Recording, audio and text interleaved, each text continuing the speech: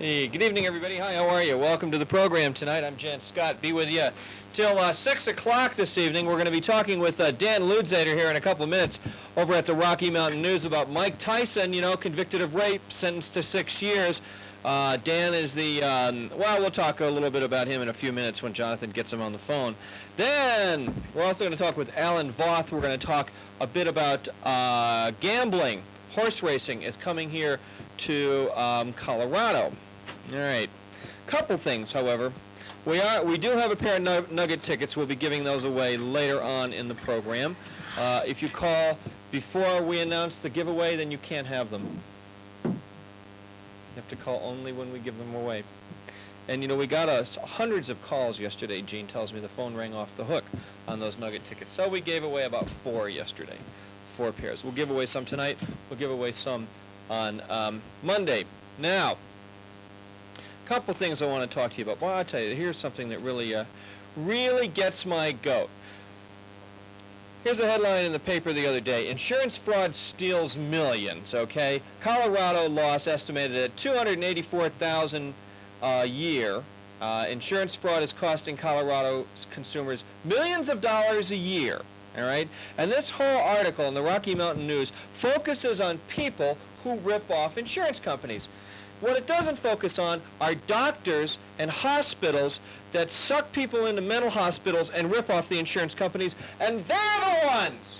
They are the ones who have caused this problem. Boy, this makes me angry. Rocky Mountain News, get your stories right. It's these psychiatrists and these mental hospitals that force women and children in there and keep them and take their $20,000 a month. Unbelievable. Ms. Norton, if you are listening, the people you want to go after are these psychiatric hospitals and these psychiatrists that, am I right? He's shaking his head. Yeah. Unbelievable.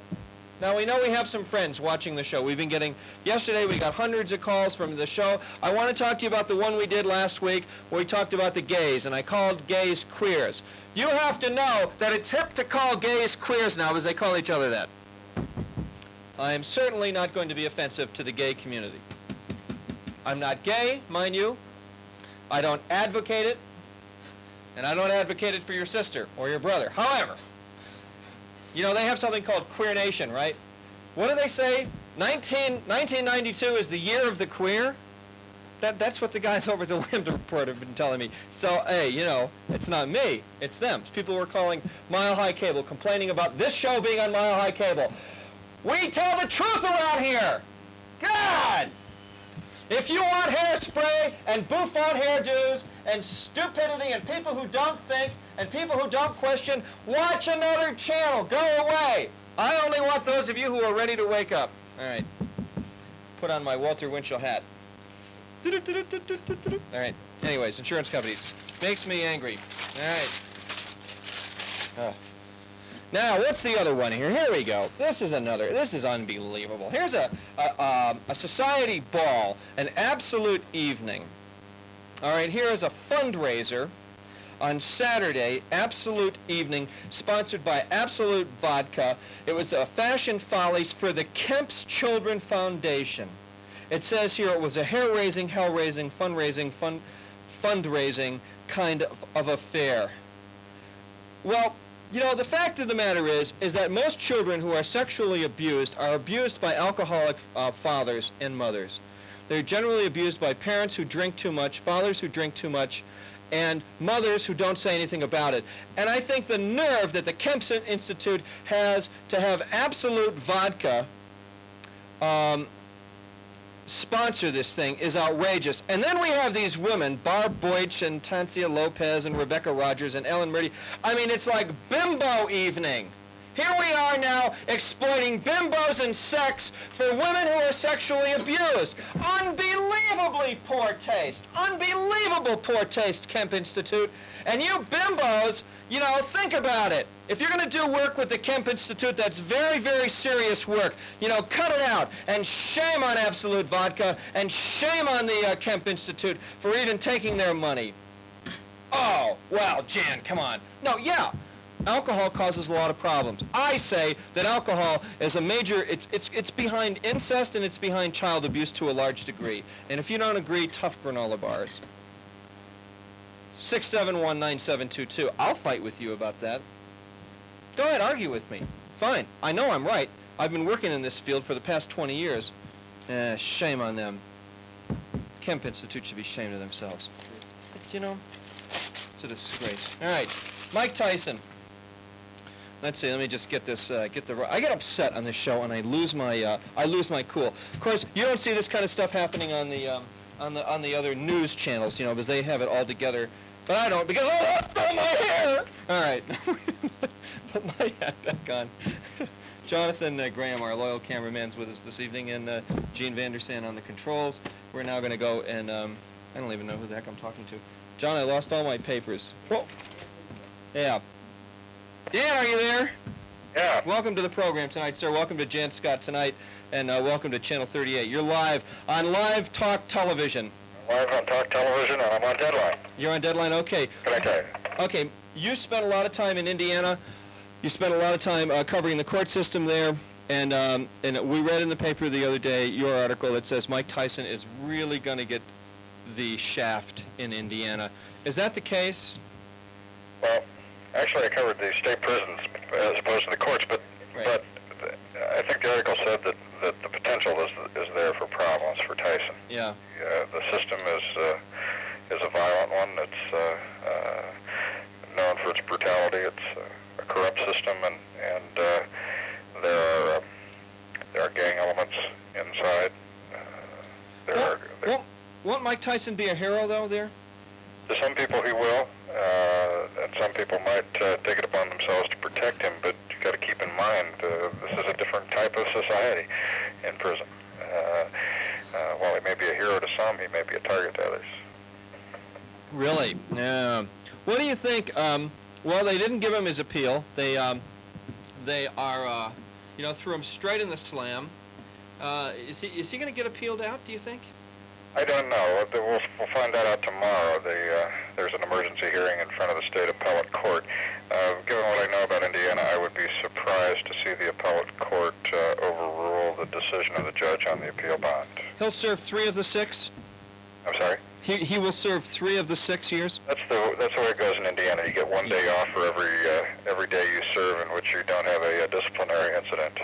The problem with Tyson may be that if there are people inside who decide to take him on, to fight with him, yeah, could be disciplined for those kinds of reasons. It could wind up with him being in more severe incarceration in a more strict facility as a result, and he could lose good time. So it's hard to say. But if he's able to keep his nose clean, he'll be out in 3 years. If he were a white boy, would he be doing better? If he what? If he were a white boy, would he be better off there in Indiana? There's a lot of racism within that system, but I think it'd be hard to say.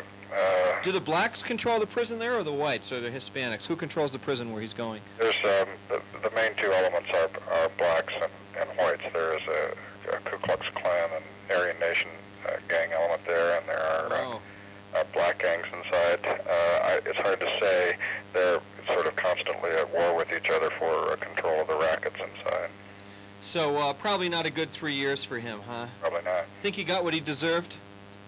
I don't really have an opinion as to whether or not he got what he deserves. I think he got pretty close to the same that other individuals in Indiana might get for a similar crime.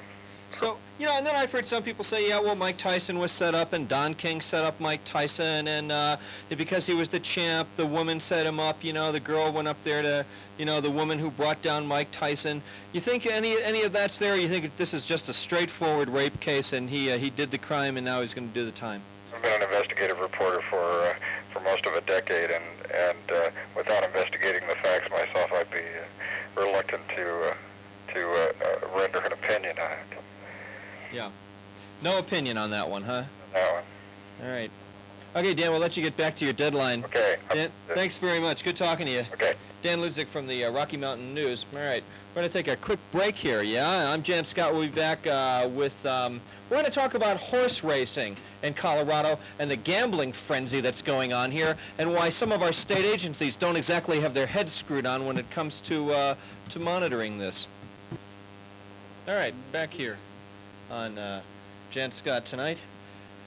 671-9722. Do you think Mike Tyson got what he deserved? Or did he get taken over the, was he railroaded? What do you think? I think he got what he deserved, actually. I think he did it. I think that men have a tendency to try to blame the women. Look at this. It was pointed out to me earlier today that the black Baptist community, Tyson was going to give them a bunch of money, and they tried to pick on the women, and it always happens. Men go out and rape women, and then we try to blame the women for the rape. I don't think so. And I think the judge was right. The judge said he's going to do it again. I'm not going to let him out. He'll go and do it again, and I think he will. Mike Tyson has proven, the fact that he doesn't know how to behave himself in society, and he really needs to learn how to do that. Now, whether or not he goes to prison in Indiana is, and what happens to him there, that's a whole other story, and I kind of feel, maybe I feel sorry for him. Maybe they can give him some education there, teach him how to be a gentleman. One thing is for sure, men, if you're watching the program, raping women is not the way to conduct yourself. I don't care. If you're watching this show tonight and you think you have a right to force your girlfriend down and rape her, no. That is absolutely wrong, especially you young guys. You think you get a few beers in you or whatever, and you think you can go push somebody around because they're hot looking? No. No, no, no. We need to talk about this as man to man. You know what I mean? I'm talking to the men now. All right. Okay. Now,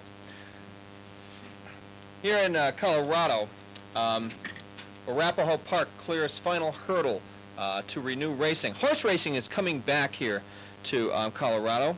And we have joining us Alan Voth, who is a spokesperson, tonight's spokesperson anyways, for the Colorado Racing Commission. Alan, welcome to Channel 38 tonight, sir. Welcome to Jann Scott tonight. Thank you.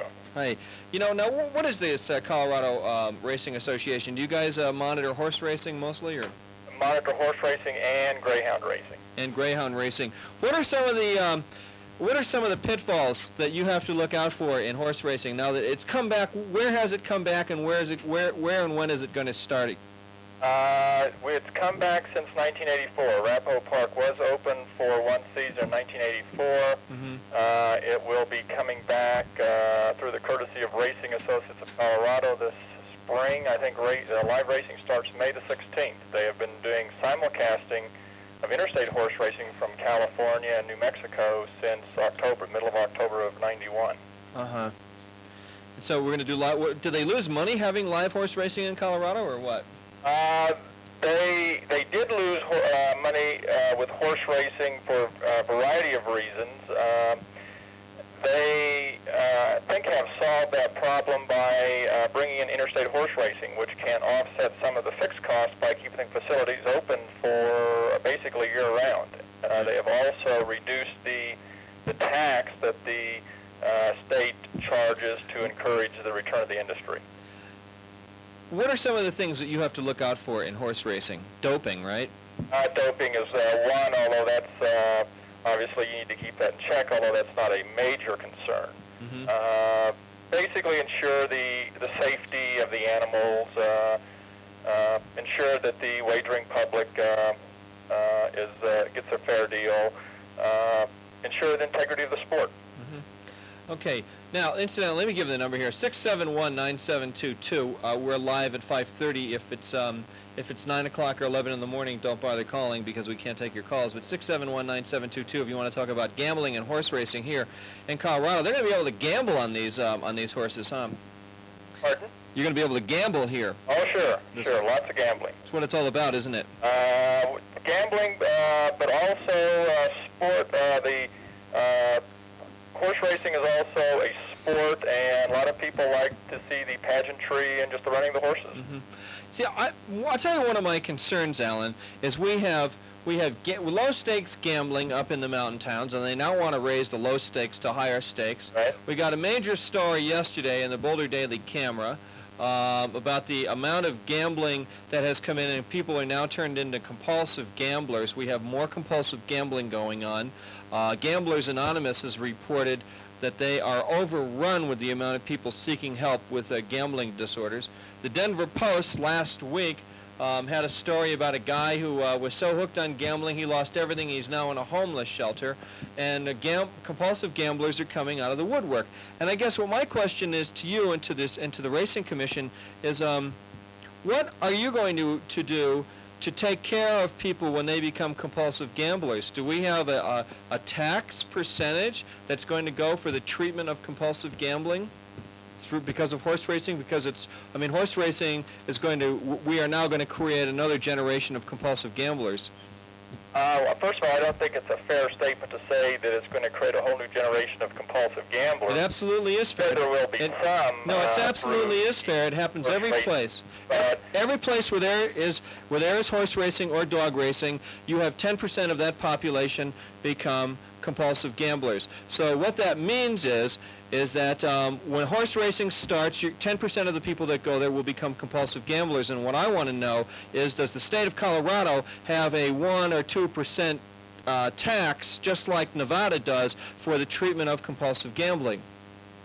The legislature currently has not enacted a tax as such for, I guess, a comparable compulsive gambler organization. No. Yeah, but that needs to happen. You need to look into it. Now, you want to know why I know about this? Because I'm also on the Colorado Council for Compulsive Gambling. We have brought gambling into this state. I mean, there's enough guys that go to the dogs right now.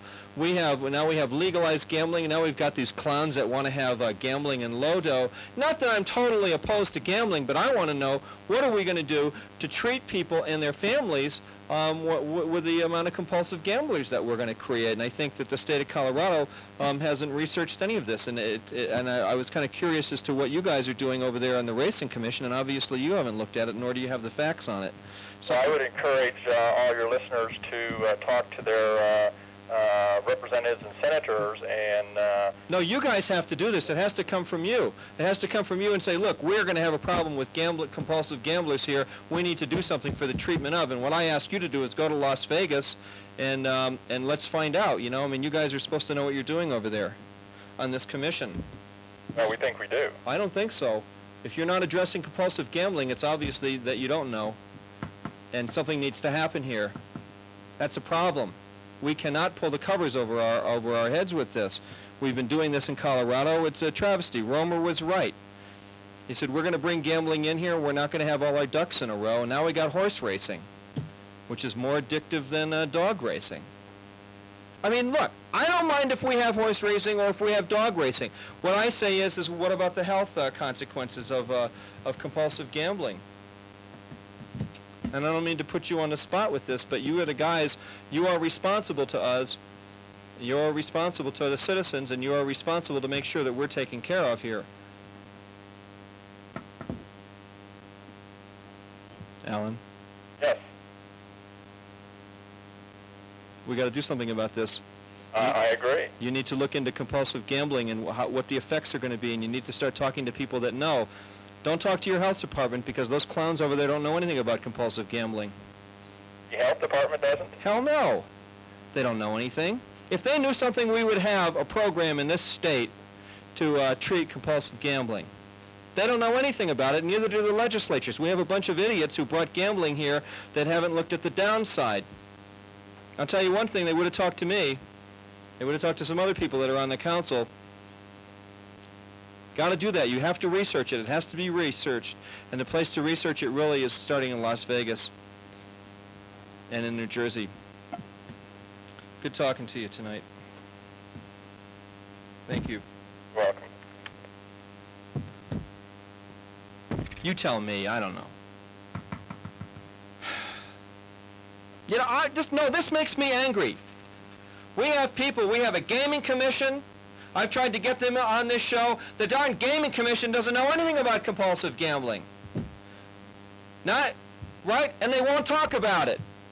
The news organizations, they won't discuss it. I take that back. Channel 9 talked about it. They had us on. We talked about compulsive gambling. But for 3 minutes at 6 o'clock in the morning, what good does that do anybody? I'm hot. I am hot about this. We're going to bring in vices, for God's sakes. Let's have people that know about how to treat people when they get overwhelmed with these vices. All right.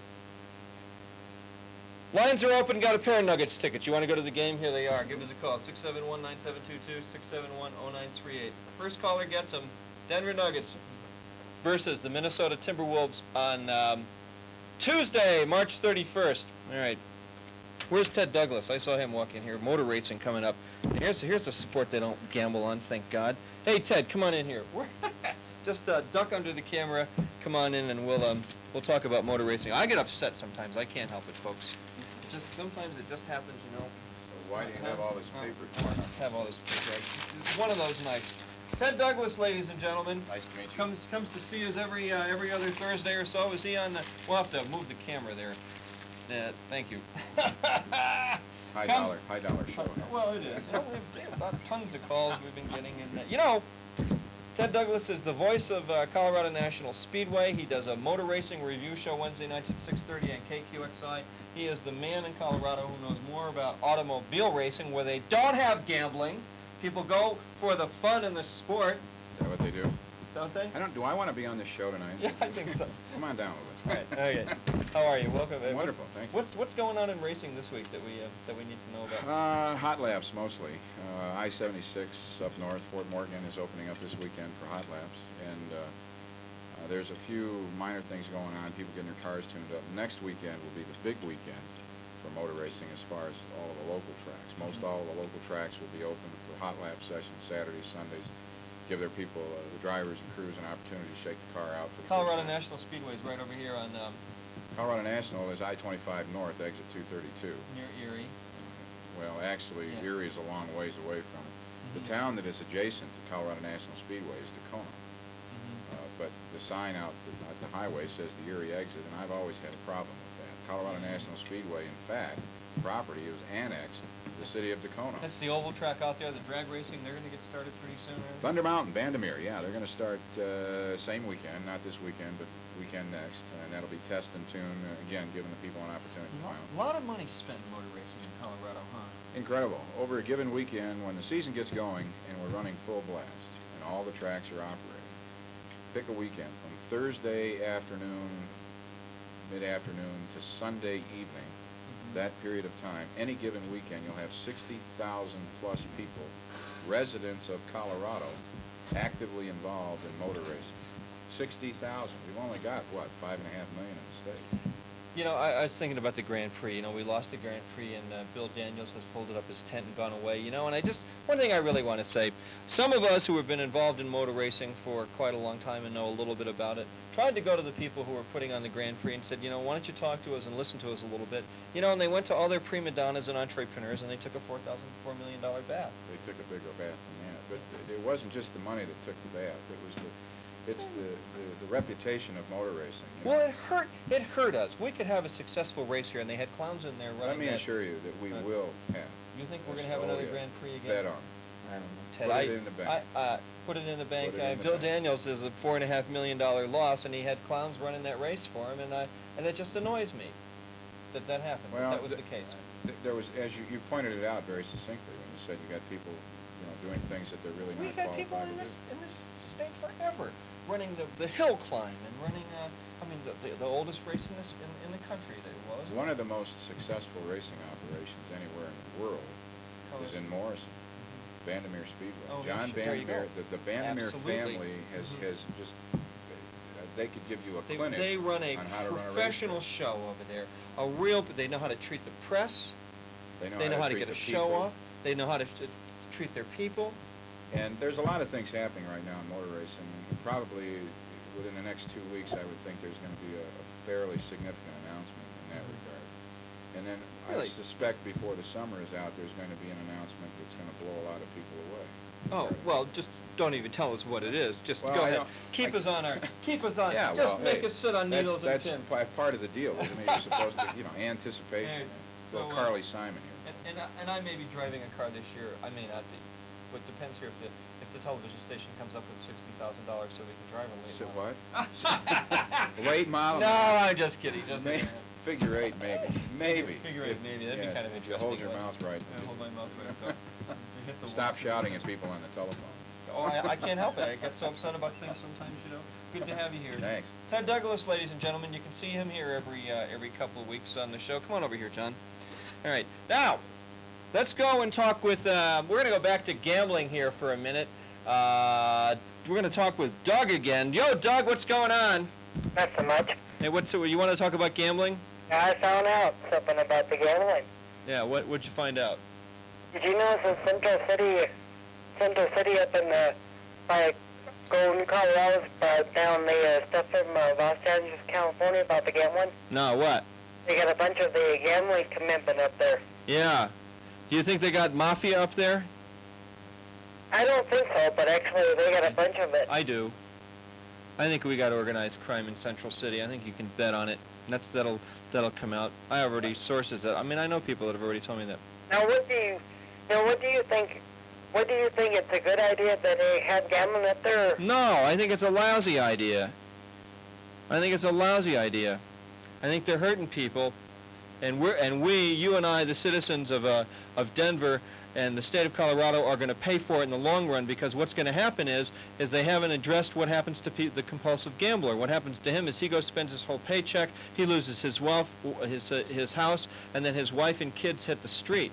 And then we have the welfare rolls go up, Exactly what you're suicide rate goes up, and I think it's a lousy idea because they haven't addressed compulsive gambling, and they won't talk about it, and they won't address it, and I'm telling you, making my heart pump again, because we have a bunch of boneheads in those gambling commissions and boneheads for senators in the legislature. I mean, we have these people, they're supposed to find out about this stuff, and they're not. Dan. Yeah. Actually, I found out something. Actually, I think you should actually take a chance to bring George Bush on the show. Yeah, well, we almost had George Bush, actually, when we were going to do a photo with him, but Mike Rosen got him. I got to go. Thanks, Doug, for the call. Bye-bye. Yeah. Well, we're about out of time here, and I don't know who we gave the tickets away to. We gave them to somebody. But tomorrow night we'll give away another pair of tickets, Nuggets tickets. What else are we going to do? We got a big show here. Tomorrow's Friday. Nashville Jones is going to be here, and I got to go try to settle down now. Sometimes I get so upset. It makes my heart hurt.